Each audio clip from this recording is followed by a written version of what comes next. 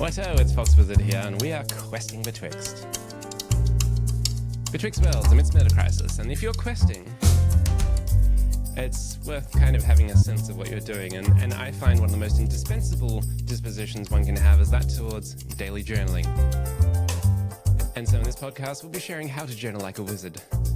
Well, like this wizard at least. I'll be sharing with you the template that I use for my daily journaling. This is a way that you can cultivate and regenerate the capacity to think for yourself, but also to sense into what is emerging for you, so that you can orientate yourself towards relevance realization, towards meaningful contribution, towards deepening, unfurling, and towards that which may be more authentic and true and meaningful for you and the world around you. So if this is helpful for you, I think you'll enjoy this episode. I'll see you soon.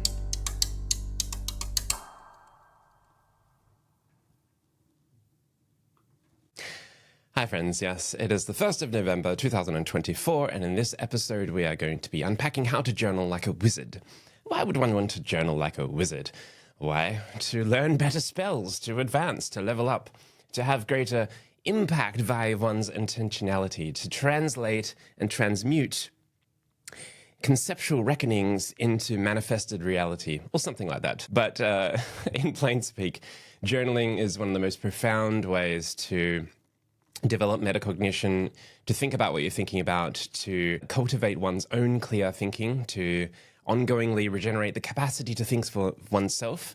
And and really, with journaling, you can have an earlier detections system for when things are going awry.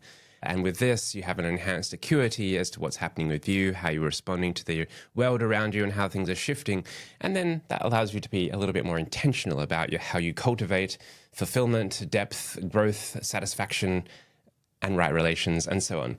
So that's what we're going to be talking about today. This is a fairly advanced episode, but I will be covering some helpful practical suggestions for folks that are relatively new to journaling or returning to journaling or wanting to give it a go. So yes, you're going to look forward to that. Just in reflection on episode 2, when I shared it with my newsletter, I had an RSS little hiccup, which meant that some of the Apple Podcasts and Spotify picked up episode 1. Thank you to those who let me know about it swiftly. I have a wonderful person who helps me out with my ghost website. She got onto it, and all is well now. I didn't actually like the episode that much, personally. There's this weird thing where that was an episode where I thought I could mostly wing it. And then as I was editing it, I realized just how rambling and all over the place my thinking was and my delivery of it. It's quite a painful process to edit one's own video podcast. And by the way, I treat video watchers as second-class citizens here. This is primarily about the audio, so hence why there's not bells and whistles to the video itself. It's just me talking to camera. This is mostly an audio experience. There's some sort of, I don't know, some people like watching video, but there's an extra intimacy, warmth, and depth to audio only, I find. But yeah, the windows of disenchantment. I feel like I could probably share that episode in half the time. But I've had a couple of folks, including a very close friend of mine, share that it was actually quite timely, that it was just the invitation they needed to pause and to listen and to maybe take a little bit of time off, because the growing disquiet, the discontent, the disenchantment, the disillusionment, the disease, the lingering, perhaps beckoning of depression, it was there. And I don't know, I don't want to become the depresso wizard, the doomster champion of the dark, but there is something to be said about not denying the gloom and the despair. And I actually would go as far to say, and I often quote Professor Randolph Ness, who posits that depression may be an adaptive mechanism to protect us against blind optimism, because that puts us into an energy conservative state, which means that we no longer persist with things that part of us feels is not actually going to be useful or conducive or meaningful, and that makes sense. And so if you're pursuing a goal that there's part of you that feels like it doesn't actually make sense, then perhaps a depressed mood state might kick in, putting you into a lower or more apathetic state, and it makes it harder for you to kind of summon the energy that you would otherwise need.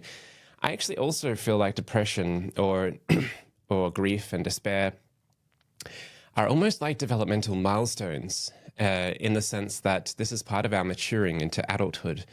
But most of the mechanisms of modernity wants to suppress this. It's like, cheer up, chin up, stay positive. And because we never really get to approach or embrace or understand or accept and embody and allow our grief to take hold, and we keep denying it, and we keep denying these depressed thoughts and so on, we end up kind of stuck in this adolescent mode and never quite reach the greater depth and maturity that awaits on the other side. So anyway, long story short, even though I didn't like episode 2, it's very heartening to hear from folks that has resonated for them. I've also had a few folks ask me, what are my thoughts about Substack that I teased in the past in the newsletter that I accompanied the last episode. And I will do an episode on why I ghosted Substack. I have a lot of friends that are gleefully joining Substack at the moment. Yeah, I'll unpack that in a future episode. It involves power laws, network capture, dark patterns, multipolar traps, and perverse incentives and things like that. But as for this episode, we are diving deep into the wondrous art of journaling. Now, as I said before, this is not necessarily for everyone. In particular, after the intro bit, I'm going to be getting into some advanced journaling strategies, protocols, dispositions, behaviors, patterns, I don't know, whatever you want to call it, particularly sharing my daily journaling structure. Now, just for context, my role is I am a mercenary wizard. I am paid to come in and offer the distillations of, the synthesis of what sense-making I have about what is emerging. And the reason people hire me is because I'm offering something that is different from what the mainstream consensus narrative is. I'm often, and here's another episode I'm going to be talking about, there are some of us that are a step ahead of the hype cycle. So when everyone's at the peak of inflated expectations, some of us are at the trough of disillusionment. When everyone's disillusioned, some of us are climbing the slope of enlightenment. And so what I'm trying to say here is journaling is particularly important in my domain. It allows me to clarify what thoughts are my own thoughts, how I've arrived to them, what biases might be influencing them. And just as a daily practice, as someone who is paying attention to what's happening in the world, it's also a way of kind of staying grounded and balanced and hopefully resisting the temptation to get swept up into fake arguments and all the perils of the internet. So if you don't work in a knowledge-based role, it may be that journaling once a week is enough of a frequency for you, and that's totally fine. You might not need to go into the depth of what I do. And with all of these things, you really need to kind of find the way that works for you. There is no one right way to journal. Just as Yumi Sakagawa says, there is no right way to meditate.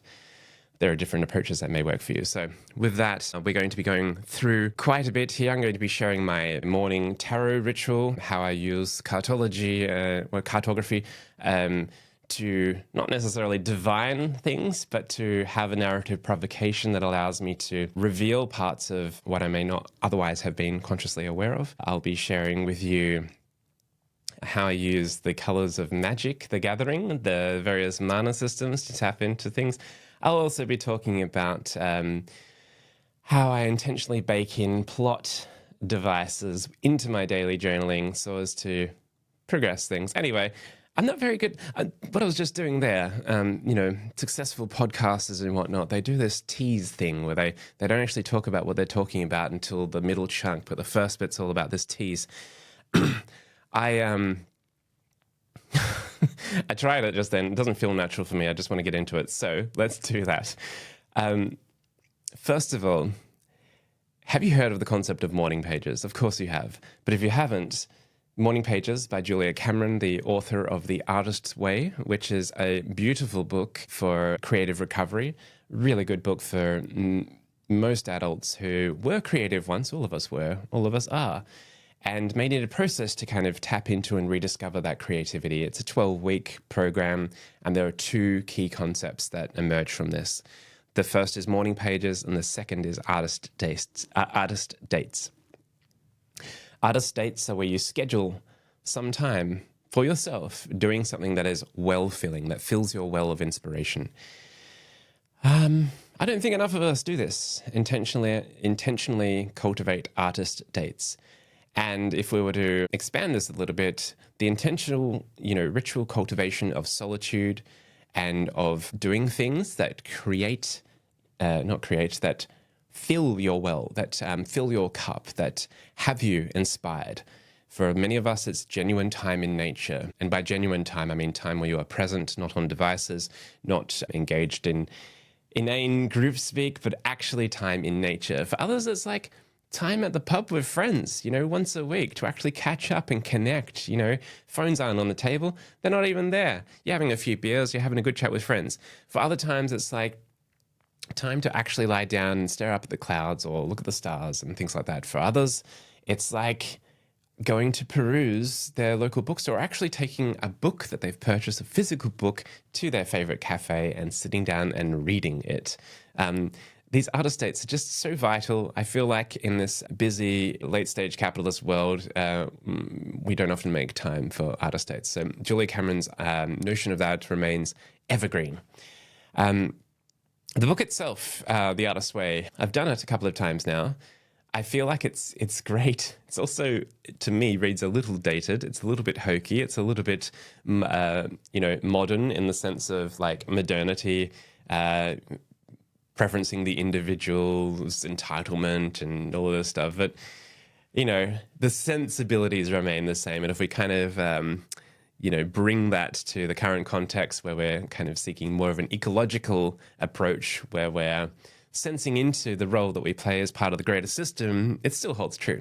So the second part of it was morning pages. Now, morning pages as a journaling technique.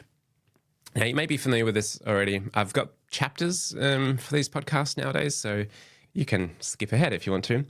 The whole point of morning pages is to write 3 pages of uninterrupted stream of consciousness writing.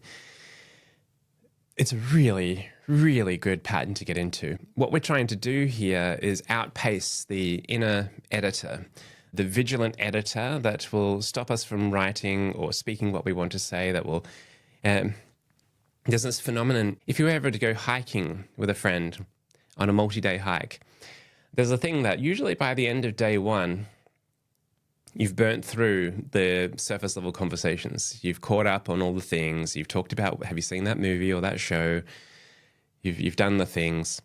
Day 2, there sometimes begins to be long patches of silence.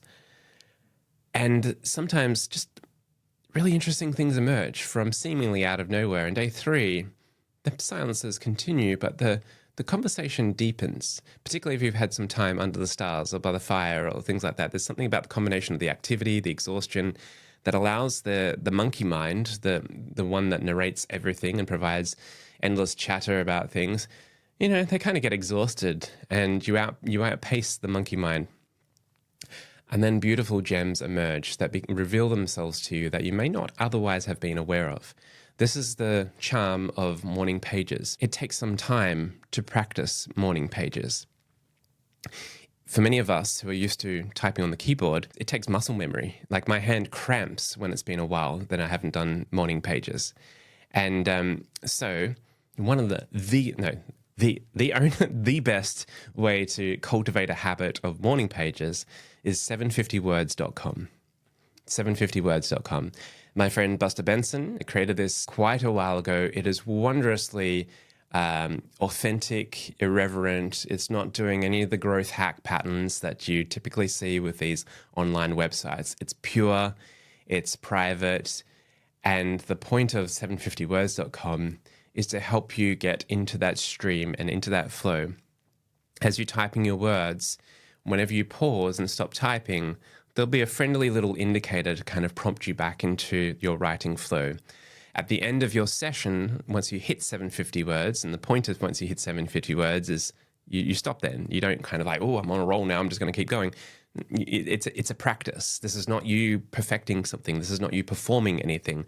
It's a practice, almost like a meditative practice or a contemplative practice, where you're just allowing the stream of your consciousness to flow onto the page itself.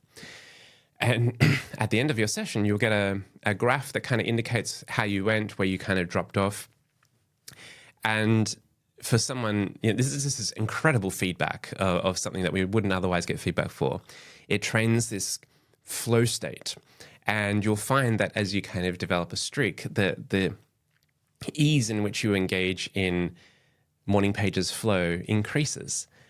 And the charm of morning pages is that on the third page, and if you think about it, 250 words per page, that's 750 words. The first page narrative, at least in my experience, there's kind of surface level narratives. There's whinging, there's complaints. I'll usually bemoan the tasks that I have for the day.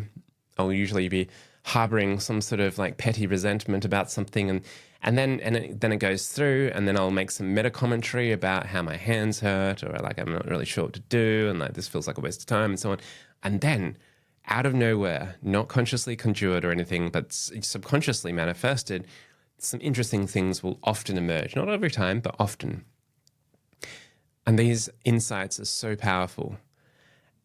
There are other practices, by the way. Like this is a morning ritual for me, the journaling. Other people have an intentional walk, and it's partly the body processing things. And if there's enough space for reflection and for noticing without being too forced about it, you can notice what emerges.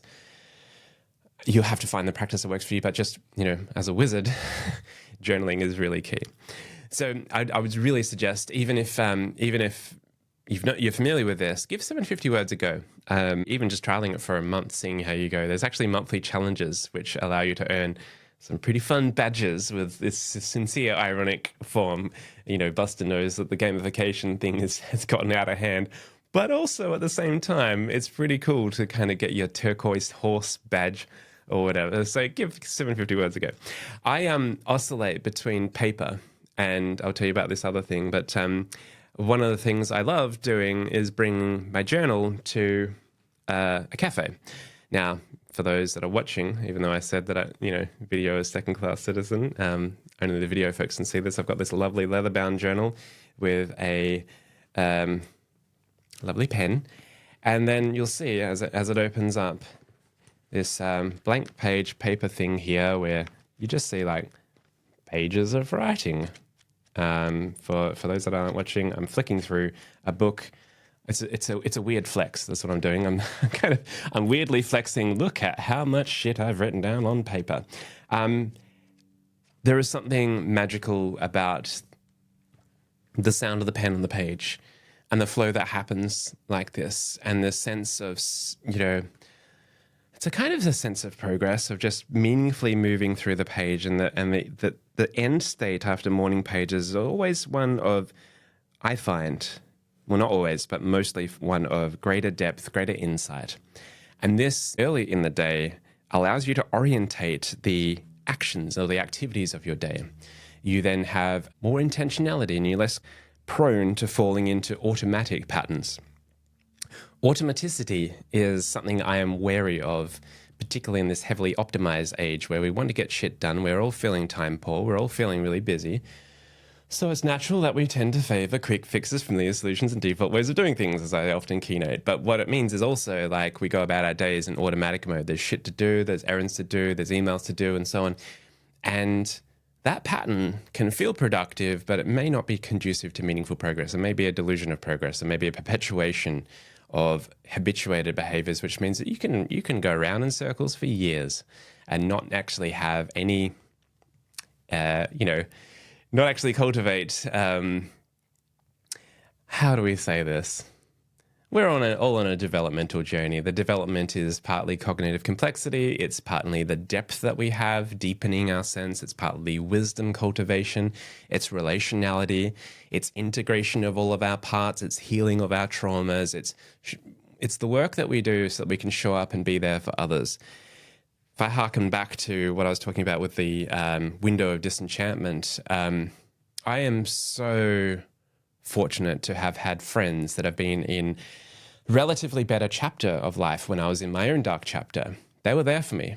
They were resourced to have the patience, to have the kindness and the befriendment to be there for me, even as I was potentially a cantankerous prick during those times, as I was grappling with my own grief and my frustration and imbibing the horrors of what's happening in Gaza day by day, but even before that, what's happening with our planet and so forth. Like, they were just in a better place. some of those friends now are in a dark chapter. I'm in a slightly better place. It is so nice to be able to be there for them too. Not in a chin up, stay positive. It'll be okay. There's always hope. You look at what's happening over there, metal straws to replace plastic straws. That's great, isn't it? Not like that, but actually being like, yeah, I get it. It sucks. It sucks. You will arrive at this post-tragic, post-doom state. You'll have a sense of things again. But of course, it's an oscillation, and I'll say, look, and when you're there, it'll be my turn again to go back into the dark chapter, because all of this is ebbs and flows. All of this is seasonality. But partly the reason why we journal is so that we can be better. We can be better able to look after and contribute to and serve those and serve life around us. Ultimately, all of life. We want to cultivate the ability to foster a deep sense of befriendment to all of life. And so, as I mentioned before, I would oscillate between paper-based journal, and then previously I used an app called Day One. The charm of Day One was one of the first journaling apps that was available on the Mac, and there's a compounding effect that happens if you maintain this practice over years. Day One has this feature where it will say, on this day last year. And it means that once you finish journaling, you can look back at what you were angsting about or writing about on this day the previous year. Now, because I've been doing this for well over a decade, I have a deep acuity for the patterns that manifest. And it is often uncanny what has happened the previous years. Now, I'm going to show you again, for those that are watching, this that I'm holding up on the screen here is the Hobonichi 5-year journal. This is something Kim has been doing she's on her 5th year of this now. And I'm not on my 5th year. But let's see, I've got 2 years here. And you can see that there's like 5 years there. And Kim does this at the end of the day, just before bed. And it's like, write a paragraph, draw a little picture. It's amazing. We'll write about how we caught up with a specific friend that we haven't seen since last year. And then after she's finished writing it, she'll look back on the previous things and realize it was actually on this day last year that we caught up with that friend. There'll be, in my own world, I know that there's certain patterns of when I get springtime sadness. I think I mentioned this previously. It's like, cool, I have the acuity. I can kind of prepare for that. It's just fascinating, like the insight that you get as to one's own patterns. But also, it allows you to get fatigued by your own bullshit. And this is the gift. This is the gift of daily journaling, particularly in a context where you can actually see what's happened on this day last year. 3 years in, you should be so sick of your own stories that, if there are particular bullshit narratives, rackets that you have where you're constantly putting yourself as the victim in the story or in this tragic position, but then you also have the metacognition to know that you're kind of bullshitting yourself and these same patterns keep on playing out, well, you're going to have the evidence right there for you. And that is powerful. That is powerful, friends. Without this, there are many people in the world, the majority perhaps, that persists year on year with the same bullshit stories. I don't mean bullshit in a way to put them down. I mean bullshit. Sorry, it sounds so harsh, doesn't it, the word bullshit? I use it in a philosophical sense. Bullshit is the indifference to truth. So a bullshitter is not necessarily dishonest. They're just disinterested in whether it's true or not. It's just it's just bullshit. As I've alluded to in previous newsletters, being a bullshit artist is a very effective commercial strategy in this attention economy. Doesn't help if you are more inclined towards intellectual honesty, though. But bullshit, I mean an indifference to truth. It's sometimes you can be dishonest, sometimes we can be lying with ourselves, but then we've got to realize that we are multitudinous. We have a plurality of selves, and so it might be that there's different parts in disagreement. So nowadays, though, I use Obsidian, Obsidian.md. Now, Obsidian is another app. It works across devices, but the beauty of this app is that there's no VCs funding it, has a clear business model, it's privacy respecting, it's locally hosted, you can use a syncing service if you want, and there's a file over app philosophy. And this is essentially But let me read it out to you. If you want to create digital artifacts that last, they must be files you can control in formats that are easy to retrieve and read. Use tools that give you this freedom. This is by Steph Ango, the CEO of Obsidian. There's an integrity and ethics via the Discord and the way that they go about things that I find so refreshing in this age. They're not trying to growth hack this and scale this. They're making a quality product that people will value and use and be willing to pay for. And there's no dark patterns. There's a wondrous community. And so I love the ethics of it. But the charm of it with Obsidian, particularly if you do knowledge work, is you can start to graph your knowledge. I have it synced with my Kindle highlights. I have it synced with my Readwise highlights. I use it to map out connections. I've been using it for the book that I've been writing for you for the past 8 years. And it surfaces connections that would otherwise remain opaque. So that's wonderful. I also use it for my journaling. And so what's going to happen now is I'm going to take you through the template that I have that pops up each day when I go to create a new note. Now, again, I try to do this most days. I'm not militant about it. If I haven't, like the way I treat a ritual like journaling is sometimes I quip that I have a daily journaling habit that I do once or twice a week. Ho, ho, ho, and people laugh in the audience. But I'm okay with it if I don't do it every day. But if a whole week has gone past, it's almost like the canary in the coal mine is carked out. It's not making song anymore. And it's an early indicator that something is awry. Like, have I gotten so busy that I can't invest 20 to 30 minutes, maybe 45 if I'm feeling in flow, to journaling in the morning?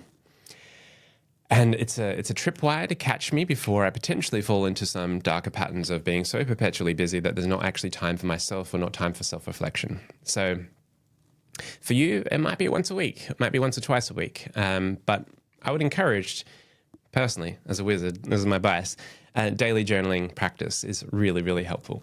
And so...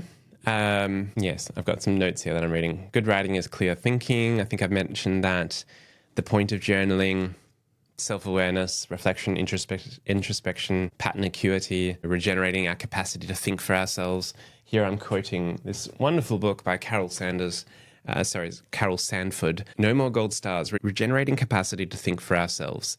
I think this is a vital book.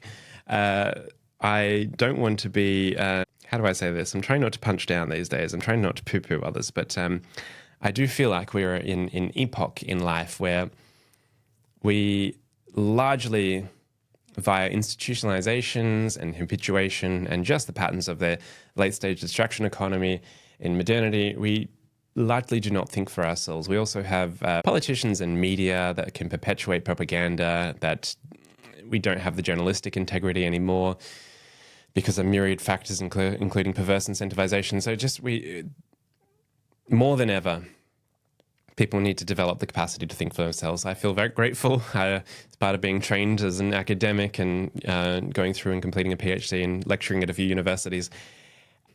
One needs to have an awareness of their own epistemology and ultimately cultivate an epistemological humility, and to think about what they're thinking about, have the kind of requisite precautionary principles to hold to one's own sense of the world in a prototype sense, as like a proto-synthesis of the world, and to kind of be fluid with one's ontology, as I described in episode 1. So let me go through the template that I use each day, knowing that, take what you will, that might be helpful. So I'll include some images in the post for this. With all of the episodes, I'm still trying to figure out how to kind of get more kind of info on the Apple Podcasts or Spotify. But if you go to foxwizard.com, and this is E3, so foxwizard.com/E3, episode 3, you'll find a wealth of information and links for you there. So the first thing I do is I explore the category of vibe. And I love the term vibe. It's so... it's so, how do I say this? It's so nebulous. You can't actually pinpoint vibe. You can't measure vibe, but it's a felt sense. It's so real. Like, all of us know vibe. We walk into a room, and if the vibe's off, we can feel it. And for me, I front-end my journaling practice with this kind of felt sense, this somatic bias, so that I don't just bulldoze over with my thinking. More than ever, I've come to realize that the body holds immense intelligence and wisdom. For many years, decades even, I've been obfuscating that wisdom. When I'm in facilitator mode and keynote mode, and when I'm kind of applying my craft as a conjurer wizard, contextual conjurer, the felt sense is there. But otherwise, I have had many years of thinking my way through, bulldozing it with thoughts and kind of ignoring these felt senses. And so my daily journaling practice right at the start has felt sense activities. So first of all, we start off with soma. Soma, I do a felt sense activity. I do a body scan. I feel what's going on. Like this morning, I felt into myself and I was like, actually, what did I write? Let's just see. I can literally just tell you right now. Temple tension or hum, cheeks tight, nervous anticipation. Yeah, that was my sense. I think I was nervously anticipating sitting in front of this screen, looking at a reflection of myself, speaking to the void in podcast form and just hoping it might resonate with a few folks out there in the ether. Then I have mood. So first soma, felt sense activity, body scan. But felt sense and the body scan will offer me more of a slightly more precise location of what I'm feeling and where. And I might be able to ascribe some words to it without kind of reducing it. It's my own journaling. No one else is reading this. Mood is then a more generalized sensation. Like, what is my disposition? Where I'm at? What's my mood? Then I reflect on what mana colors I seem to be channeling. In Magic the Gathering, a system of mana, magical energy, one might call it, was developed by, was it Richard Wiseman? Gary Garfield? I forget exactly who. Richard Garfield. A set of colors, black, white, green, red, and blue. Each of these colors have their philosophies, their energies, their dispositions associated with it. And then there are color combos, and each of those have their things associated with it. So this morning I was feeling very blue, green, red, which is a Timur, lovely disposition for a podcast. But the past few days I was feeling kind of more like just literally pure black. Yesterday was pure black. And that just means I was kind of just in a really pragmatic mood. I wasn't feeling whimsy. I was feeling like, all right, just got to get shit done. There was a sense of resignation and so on. And for me, having an acuity of my own mana that I'm channeling, this is just a situational thing, but it's part of that somatic anchoring. Where am I at? Then I draw my daily tarot reading. So hear me out, folks. I know that I've still got a lot of folks that are probably still warming to the more than rational, the magical, the mythical, the mystical things that I sometimes splice in. I have this beautiful tarot deck by Fyodor Pavlov, and I draw 3 cards. And the beautiful thing about tarot is, let's see. The beautiful thing about tarot is there are 3,651,648 possible combinations of the 3 cards that you can draw, if we include inversions. That's quite a lot. And the point of drawing 3 cards at the start of the day is not necessarily divination. I don't approach this as the cards portending as to what the future may hold. I do this as narrative provocation. After doing the felt sense activity, before going default into the automatic habituated whinge mode that I'll often tend to do, the tarot draw spikes the mix. And so when I don't have my actual physical deck with me, I'll use the wondrous app developed by Tina Gong called Labyrinthos. Labyrinthos has in my experience, this is the most comprehensive contemporary resource for understanding tarot. And I say contemporary, there's still a deep honoring of the lineage of tarot and the various sensibilities and the symbols baked within it. But the app itself is just incredible. The affirmations that come with each card and the provocation that they bring is quite wondrous. I mean, I'll read out today's draw. I actually did it on Labyrinthos this morning. So I drew the Four of Wands, community, home, and gathering. I deserve to celebrate my accomplishments. It's probably why I'm just feeling good about sharing that episode 2 touched at least 2 people in the world after the many hours of work that's spent producing it, editing it, recording it, uploading it, and so on. And it's good too. And one of them was a close friend, so that's helpful. I then drew the Death card, which is end of a cycle, beginnings, transformation, metamorphosis. The mantra being loss can open the doorway for a new beginning. Geez, and you know, as we're talking about just at the start of a journaling practice, this is really quite a comforting way to approach things. Like, loss can open the doorway for a new beginning, and we're thinking about things like end of a cycle and so on. And today I happen to draw all upright cards, but usually there's an inversion worked within it. I had my final card with the Nine of Wands, which was you know, the last stretch, pushing forward. You can do this, and this is how it often feels at the end of the year. But if I was to look at the inverse of this card, it would. Okay, I can't actually do it from this part of the app. Never mind. Point being, you can right now download the Labyrinthos app. I think Tina still has it for free. It's a ridiculously good resource. You should probably pay for it. It's so good. And you can integrate this as part of your pre-journaling practice, like, at the very beginning of your journaling practice. To treat these card draws as a provocation, like, what's going on here? Like, even right now, let's just draw a card at random and see what. You know, there's something quite magical. You think every single moment leading to this moment, from the origins of the Big Bang to the formation of new elements and molecules, and then eventually life seeming to emerge from the chaos, and then sentience emerging from there, and we have this noosphere, and we're on this kind of like unfurling infinite complexity, and every single moment's leading to this moment of you listening to this right now as I shuffle these cards and draw the inverse, the inverse Eight of Swords. Oh, this card is normally tragic. Look at it. I mean, you can't really see it, but this is the inverse Eight of Cards. So the good thing about sword cards is that the inverse is usually a bit better. So let's just see. I should be able to flex here and describe the meaning of the card to you straight away, but I don't want to stuff it up. So let me just the inverse. What was it? The inverse Eight of Swords. Shit, that's wands. Okay.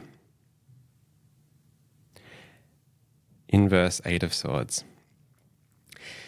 Self-acceptance, new perspective, and freedom.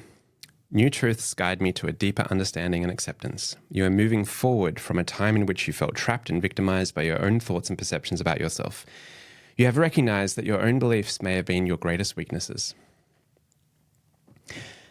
Which I actually find right now, as we think about it, and a bit of a theme to a lot of this stuff, partly the reason I had the episode on disenchantment is because we realize that a lot of what we feel is holding us back is actually illusionary by its very nature. We have a lot more choice than we might otherwise think. Yes, there's also this systemic inequality and so forth, but and I don't mean to be so dismissive of that, but what I mean is sometimes we perpetuate these narratives, and these narratives that we have about ourselves can become tyrannical. They can become a form of imprisonment.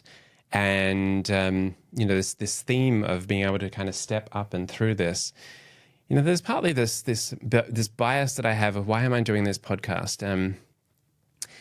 We are in a world where, as Daniel Schmachtenberg would talk about it, intelligence is outpacing wisdom.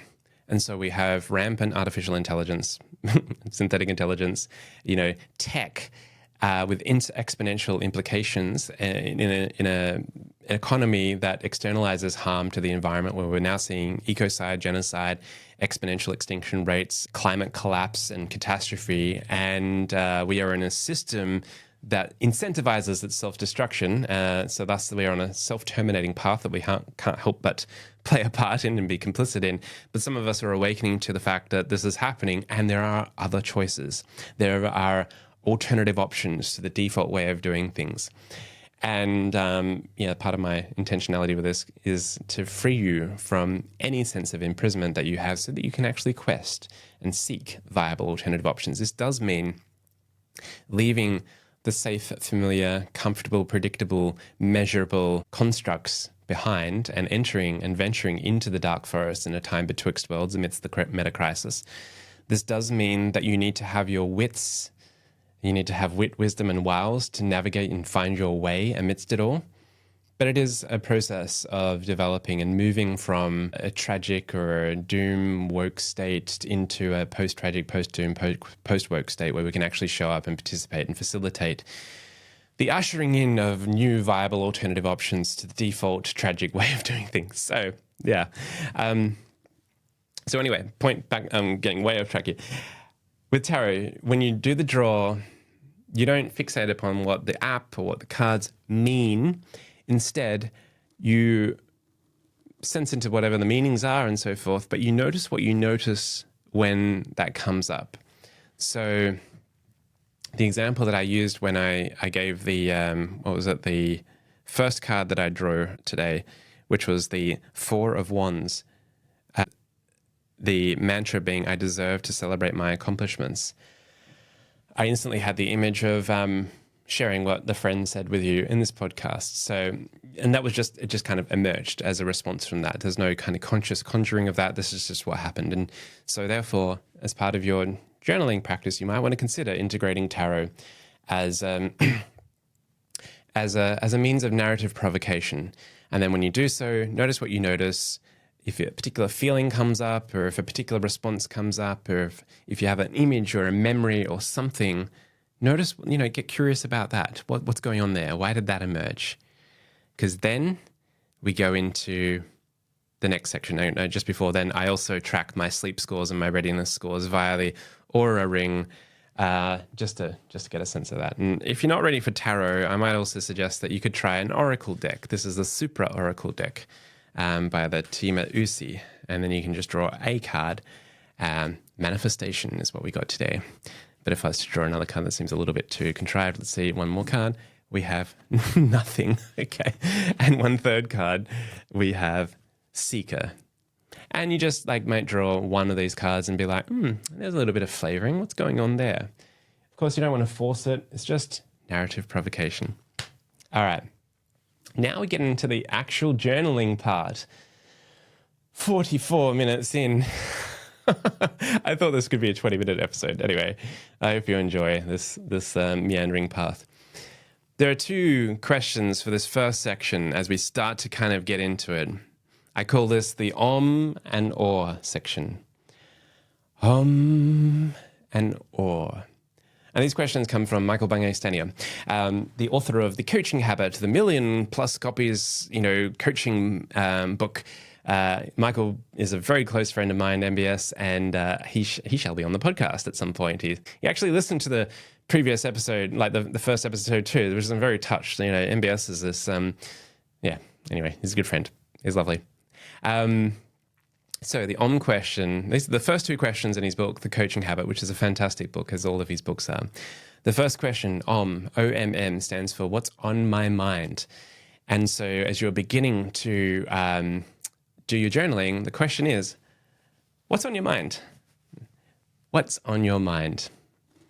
And BS presents this as it's a good way to kind of in a coaching situation, you just kind of cut past the normal chit chat and right, what's on your mind? Instead of talking about the weather and, what's going on and stuff like that, it's what's on your mind? And in some senses, I like that. This journaling activity, that this template that I've got, it thus is almost like it's drawing inspiration from a coaching book, because there is some sort of metacognitive, not even metacognitive. I'm getting allergic to just pure cognition metaphors here. But there is a kind of coaching element here where you have this introspective, reflective, contemplative practice that allows for different parts of yourselves to observe and advise. So what's on your mind? The second question is the or question, and what else? And I love that this question is almost like you can be in awe of what's on your mind. And that question of and what else is what we keep on asking. Because just as with the 750 words of the morning pages, just as we keep on going with the hiking and until we get to that the kind of the stuff below the surface, the stuff at depth, that's where the magic lies. And so I don't always get to 750 words with this, but the and or question is key. What's on your mind, or what's on my mind, and what else? So that's kind of the, if I get distracted, but I've done that bit, cool. I've done some journaling. This is great. The next section I find quite novel. Before I get to that, let me just tell you what I saw Kim come up with today. She's got in her Obsidian the lovely section called Stirrings. And there's a line that Kim has shared with me that's been so helpful. And that line is right towards desire. Right towards desire. I don't know, it might be the Capricorn in me. But I often approach so much of my world and work with this kind of dour, heavy responsibility. Like, what are my obligations? What are my duties? What am I responsible for? What's professional? How do I need to show up? How can I best serve others, and so forth? And there's this lovely kind of almost green-red muse way to kind of bypass that right towards desire. I was having this conversation with Kim a while ago where I'm like, oh, the world just seems to just want its productivity hacks, and I really just want to be able to like help people tap into a more, for want of a better word, a more mythic way of living, where there's a focus on relationality, qualitative meaning-making, sense-making, this unfurling, shared sense of mystery and awe and wonder as we co-create a world more curious and kind. And she's like, why don't you write towards that? Why don't you just do that? And I was like, oh yeah, maybe I will. So stirrings could be something for you. But I only just saw that this morning, so it's not in my thing yet, but maybe it will be. The next section I go to after the and or section is what I call the shadow. And here's where I ask myself two questions. What am I avoiding? And what am I pretending to not know? And this might take some time for you to get there, but if you have been journaling for some time, you do your and or section on your mind and what else. And then it's worth surfacing. What are you pretending to not know? Like, if you are good at journaling and you have a practice of it, you will catch yourself bullshitting, or at least avoiding or pretending you don't know something. And I find this really useful early in the day, because it's often like there's really important work that I'm anxious about that I'm avoiding. And then I can easily manifest all these other kind of productive things to do that give me a pseudo sense of productivity whilst the important stuff doesn't happen. And so in this shadow section, I'm seeking tensions and conflicting values. I'm like, what's going on here? Are there any hidden commitments that are holding me back from doing the work that needs to be done? Like, what's actually going on here? And again, as we know from Immunity to Change, the work from Robert Keegan and Lisa LaHaye, this hidden commitments and conflicting values is often what keeps us back from meaningful progress and change, and just locked into these perpetuated patterns where change is incremental at best. So diving into the shadow is useful as part of your daily journaling practice. I then get into the shape of the day,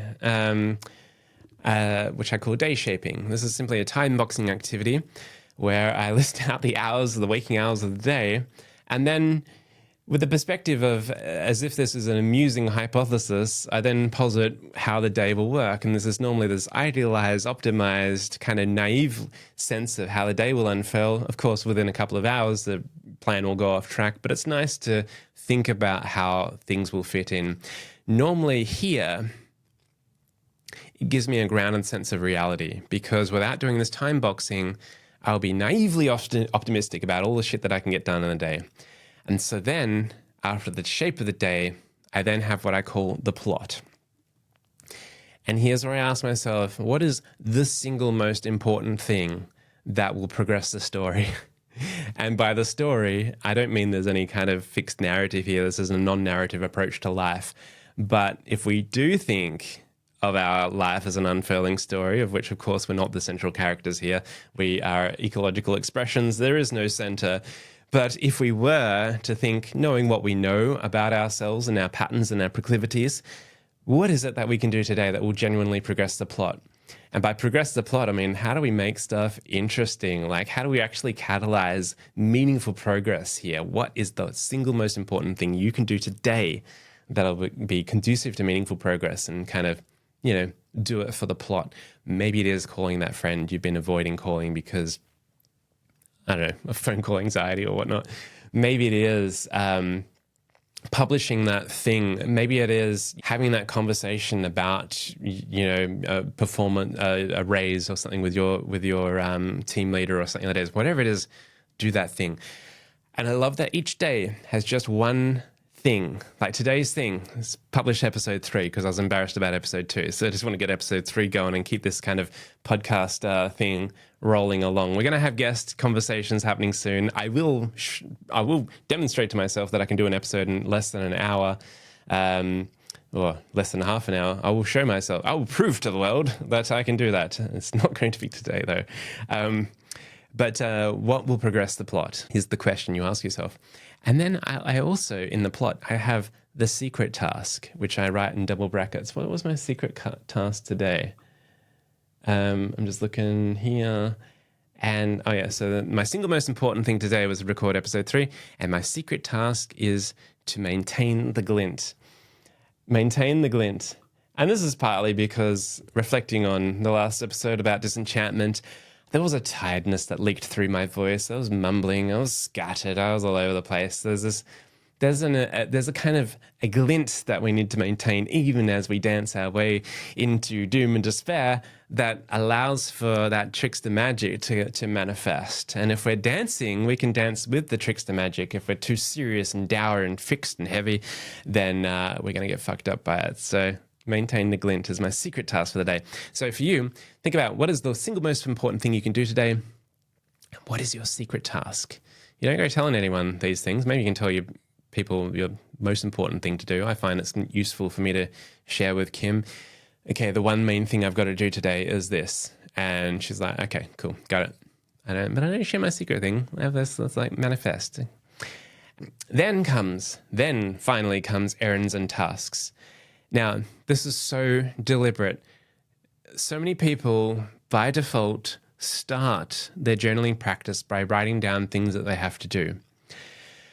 And this, at least to my experience, you may be different for you, but at least to my sensibilities, starting with constraining factors right at the front end of your journaling will add a sense of constraint. You'll already be imagining the stuff that you have to do. You'll already be feeling kind of potentially a sense of resentment or frustration or anxiety or time scarcity because you've just loaded up all the tasks that you want to do. Instead, how I suggest, start with somatic practice stuff first, intuit, introspect, then go mythical with your tarot stuff, narrative provocations, then sink into the imaginal, what's on your mind and what else, and then confront the shadow. Then you're ready to kind of sense into the shape of the day and realize, here's my most important task. You didn't even do the plot thing before the shape of the day. And then at the very end, if you need to go pick up a box of tissues from the supermarket, put that then. And then the bonus thing at the very end, if I get time to it, I have an end of day reflection where I ask 3 simple questions or 3 sentence provocations. Today I did this, today I learnt this, and tomorrow I shall this. This is subtly an acceptance commitment therapy thing that I've baked into it. You try to position any setbacks as learnings. Today I did this, today I learnt this, and tomorrow I shall blah. Whether I actually do it, who knows? That remains to be seen. Oh crap! I've just closed I just closed my notes tab. I think I was at the very end there.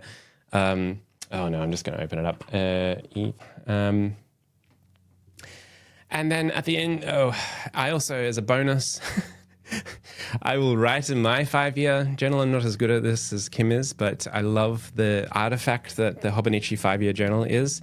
So usually for me, this is a practice that I have on my first coffee in the morning. Specifically, I try to ward away time on the internet.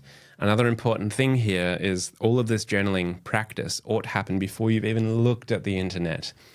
The more you can preserve this, you've just been in the underworld. You just have Hermes of the dark take you into that realm. You've surfaced into the light of day. Do not turn to the internet to corrupt this beautiful, pure mind of yours. Not that any of our minds are pure, but just like take a moment, do some journaling before you go corrupt yourself with the internet. That's the idea. And then also I like to see On This Day Last Year, which I have as part of a plugin, as part of Obsidian. That, my friends, is how I go about journaling. If you are, you don't have to be a wizard, but you might want to learn some spells or at least have the magical sensibilities of wizardry. Most of good wizardry is actually learning when not to use magic. And it's when I say wizard here, I'm trying to be a little bit glib. What we're talking about here is there is a mythic unfurling of yourself.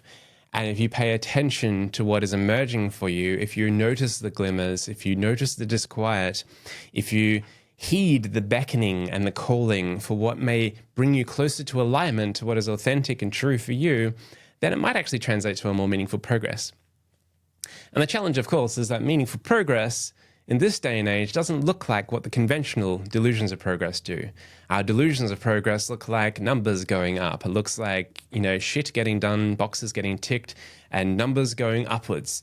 Meaningful progress is much more qualitative. It's warm, it's relational, it's fuzzy, it's nebulous, it's intuitive, and it requires active, ongoing sense-making and participation. That is the pathway to fulfillment, development, depth, and the cultivation of satisfaction and meaningful contributions for this collective world that we share. I think I might be able to get this under an hour, so let's see. Thank you so much for joining me. foxwizard.com/E3 is where you'll find the show notes. I really appreciate those that have said nice things. This does feel, I always get a bit of a vulnerability hangover after sharing these episodes with you, and it does feel incredibly tedious. After this, I'll have a few hours editing the transcript, which I don't know if anyone reads. But anyway, I'm sure it's worth it. It's nice to be able to share some of these things with you at depth. Thank you so much for listening. And here we go. Together, onwards we quest. Thanks.